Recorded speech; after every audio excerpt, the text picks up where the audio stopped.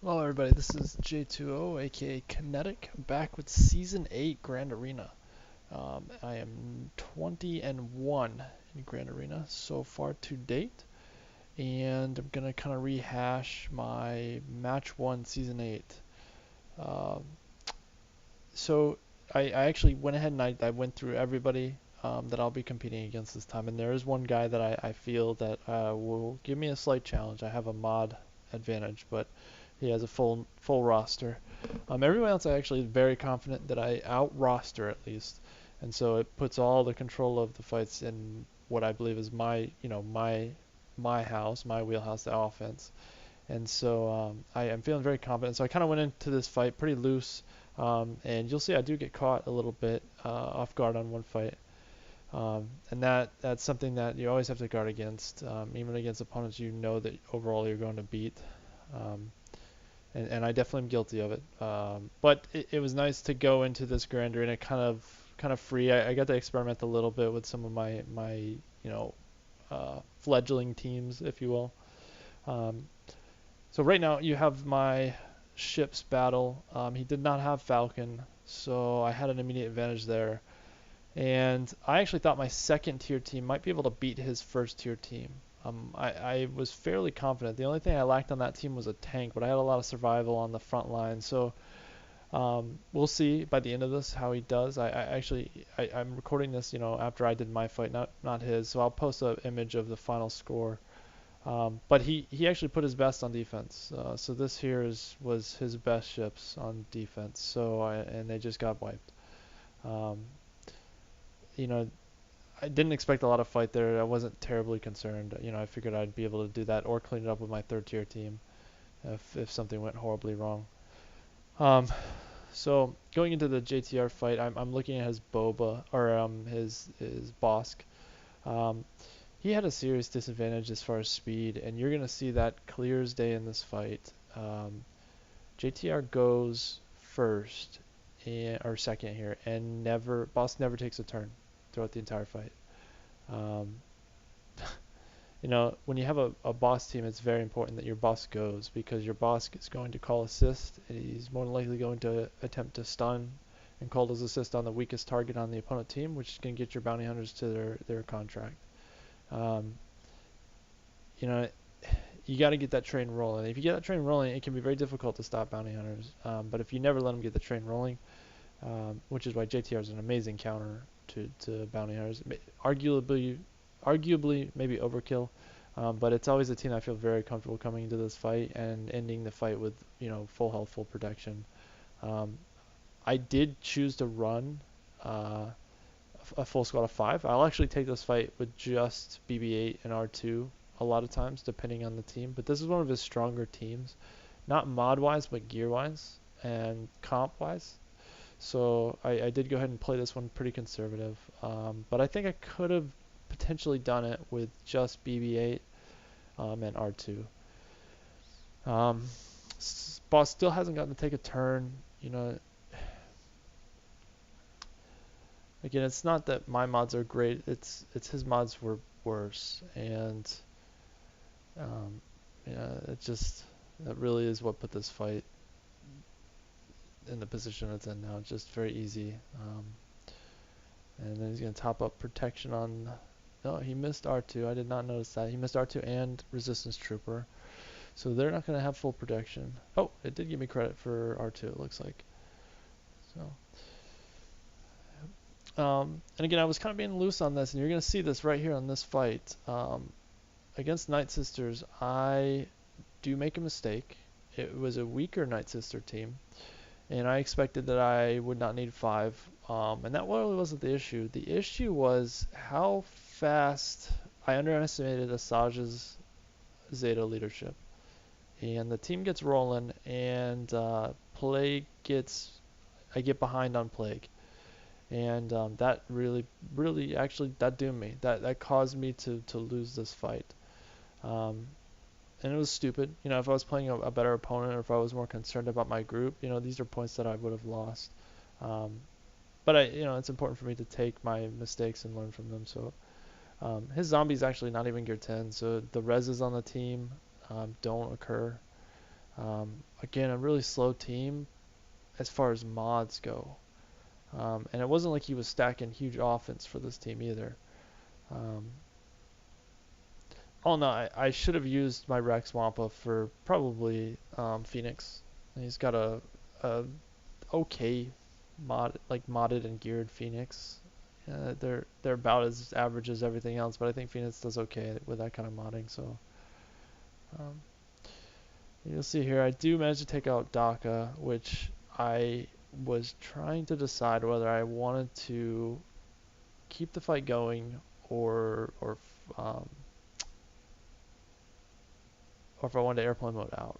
And I I actually, since I took Doc out, I went ahead and I was looking at turn meter here, and I decided to go ahead and just leave it as is. Like I just play it out.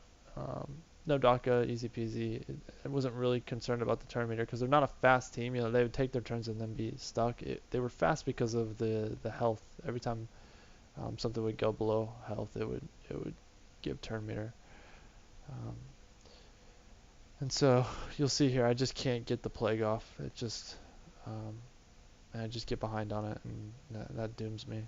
I actually usually run that team with Barris, and that would have probably saved it, but I needed Barris for my Bastila team, which I actually pulled off of my Revan. Uh, so here we go into his JTR. This was his second highest GP team. I'm gonna say that because he had a lot of Zetas. He had more Zetas than I did actually overall. But it doesn't make a difference if you have very weakly modded like teams. It just doesn't make a difference. You can have all the Zetas in the world, and it's not going to change anything. So I take my main four here. This is usually what I run, and I'll usually run it without a fifth, just because I really don't like using R2 on this team unless I absolutely have to, because I prefer R2 with JTR and BB8. Um, And so I've been able to do it enough to where I'm fairly competent in Grand Arena, depending on the matchup. Running a um, under number team. So you see, kind of wipe here JTR pretty quick. Um, I initially got rid of the damage dealer and surprisingly burned through BB-8 very quickly, and then the rest was history there. You also know all of his teams here. These are his best teams. This is literally his best characters. He has CLS left for offense, and that's it. Um, so I'm not really sure. He even used Finn on the JTR team. So I don't know what he's got in his pocket. He doesn't have a great nest. He doesn't have a Wampa. So I'm not too worried about that. Here I take my growing in confidence with this team. I've only had a few fights with Treya, so I've been kind of learning what I can do and what I can't do. I wanted to take this team because it looked the most dangerous to me on kind of paper, and Basti kind of puts a wall up where you have to have a certain amount of damage to handle it. Um, Otherwise the team, even weaker, DPS like Anakin and stuff will eat away at you before you can get the production down. Um, and they do. If he would have had a better Yoda, this would have pressured me a lot more. I probably would have lost emo Basti there. But fortunately he didn't. He doesn't have just not very good depth here. So normally I would have killed Yoda if his damage would have been out of control, but I go ahead and decide to just take care of Kenobi there. Yeah, you see me trying to decide. Um, but normally Yoda would be the target there, just to get the damage dealer off the table, and it would have simplified things with this team. Um, After I get Yoda out of here, there's really no threat. Even a weak Yoda can be dangerous to, like for example, Basti here is a 6-star at the time. Um, and you see her health is actually not very high. So, it could have easily, chain 2 attacks and put her in danger, and then, Bastila or Anakin follow up and take her out. But ultimately, that doesn't occur. It's not a big issue. Um, it's like learning this team, learning this comp. I finally finished my Treya Omegas, um, and so she's just waiting for 6 and 7 stars now. Um, just in time for Darth Revan. Uh, but I'm gonna go ahead and clean this team up. Wasn't too bad. Um, and finish them off here.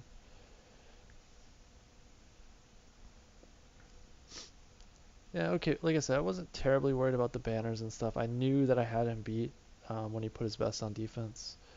Um, but I did want to. Here I do experiment, and I wanted to use my General Grievous so bad. And last week I got a message. You should have used him. You should have used him. It would have been way too tight of a fight. So if I would have lost or ended that fight with points wise, it would have not benefited me at all. But here I know that I'm going to end up on top, so I'll go ahead and try it. I should have considered. I should have actually thought about it because this is a horrible matchup. General Grievous should not play this team because they all counter everything, and that was a big mistake. I was just thinking, oh yeah, no problem. The crit damage reduction and the debuff immunity, perfect, perfect. No, that was a horrible decision. It's not a good idea. You'll see I actually do forfeit out here. But it was worth a shot. Like the team itself, General Grievous's team, this is my fledgling General Grievous team. I have Magna Guards at Gear 8 still, but I've been working to get everybody to at least Gear 10. Grievous, actually, I'm pretty close to Gear 12, but I'm going to hold off on doing that until the rest of the team is started up. I think B1 and Droideka would be pretty damn amazing if I had them start up. They're at 4 stars right now. So we'll see. The only thing that I really hate about this team is it takes a lot of Zetas for it to really gain an edge. But it's still a really good powerhouse. I've taken the 61 GP Grievous team into 91K fights. General Basti, Basti without teeth. So if you get a Mace Windu Basti with Qui-Gon and Barriss, and yeah, I've taken them into that fight, and I've actually taken the Basti down multiple times with this team. Just goes to show that it doesn't really matter GP. What matters is composition. But so I was like, yeah, I'll give it a shot. Maybe I can beat this team. Yeah, definitely not a great matchup, and I really should have considered it on paper. But it doesn't matter. It is what it is. It got beat, and I'm gonna win this Grand Arena. So we'll move on to the next one and prepare for that. I have the fight to finish up. I have Nest there, so I'm gonna go ahead and just run him. You run Kira, not because you expect her to survive. I probably didn't need to toss L3 in here like I did, but you run Kira not because you need her to survive, but because you want Nest to regenerate his protection on the crits. He So if you play a fast team, it's not as important. Usually, like they'll take so many turns between his turns between her turns that you'll have enough protection to last the whole fight. But in this case, his teams are very slow. So even though my nest is slow as comparison to other nests, like I focus on offense and tenacity. Um, she's still at 230 some, 37 speed, I think. And that was faster than anything he had out there. So I wanted to make sure she could regen protection just in case. But you see, just kind of working him down here. Ness was actually able to like pretty much one-shot full health Chopper pre-taunt, so no dodge. And eventually they're going to get my Kira, which is generally expected. You kind of the idea here is Nest can handle certain teams. Nest can handle Bastille as well. Bastille lead. I've done that many times. I think in this case the Grandmaster Yoda was weak enough to where Nest could have easily handled that team. But you do have to watch out for the Grandmaster Yoda. If the Grandmaster Yoda has very high damage, you have to be very careful because it can actually get you on Nest even with Kira's protection regen. Yeah, so you see here, it's starting to go, starting to counter, damage is ramping up. I do have the Zeta on my Nest, as you saw. Since Grand Arena wasn't a great my opponent has more Zetas, but just clearly it's just as focused on free to play and enjoying it. So no fault there. Everybody's got to play the way they want to play. So, um, but I do look forward to my next fight. I know I have one guy that I'm going to face, and I'm just kind of psyched for that fight because I know I hope it's gonna be a challenge. Um, but we'll face that when I get to it. You'll see here I have my um, comparison of all the Zetas. So this is JTO, aka Kinetic. Hopefully that's the final score of the match.